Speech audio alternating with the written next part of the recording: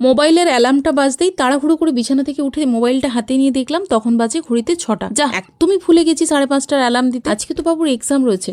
কথাটা মনে পড়তেই তাড়াহুড়ো করে বিছানা থেকে লাফিয়ে ছুটলাম নিচের রুমে। দরজায় জোরে জোরে ধাক্কা দিয়ে বললাম মাকে, তাড়াতাড়ি করে দরজা খোলো, আজকে বাবুর এক্সাম রয়েছে। আমি একদম ভুলে গেছি, অনেকটাই লেট হয়ে গেছে মা। বাবুকে তাড়াতাড়ি করে রেডি হতে বলে দিয়ে আমি চলে গেছি রান্নাঘরে ওর জন্য টিফিন বানাবো বলে। টিফিন বানানো কমপ্লিট করেই ওকে বললাম, কিরে তাড়াতাড়ি করে চলে আয়, তোকে আজকে আমি খাইয়ে দিচ্ছি, তার কারণ অনেকটা লেট হয়ে গেছে আর তুই নিজে হাতে খেলে তুই এত তাড়াতাড়ি খেতে পারবি না বলে ওকে খাওয়াতে শুরু করলাম। খাওয়াতে খাওয়াতেই ওকে জিজ্ঞাসা করলাম, বাবু তোকে কতগুলো কোশ্চেন করছি, কোশ্চেনগুলো বল না, মনে আছে নাকি? তারপর ওকে দুটো কোশ্চেন করলাম, দুটো কোশ্চেনের উত্তরই ও বলতে পারলো না। আমাকে বললো আমি সমস্ত কিছু ভুলে গেছি।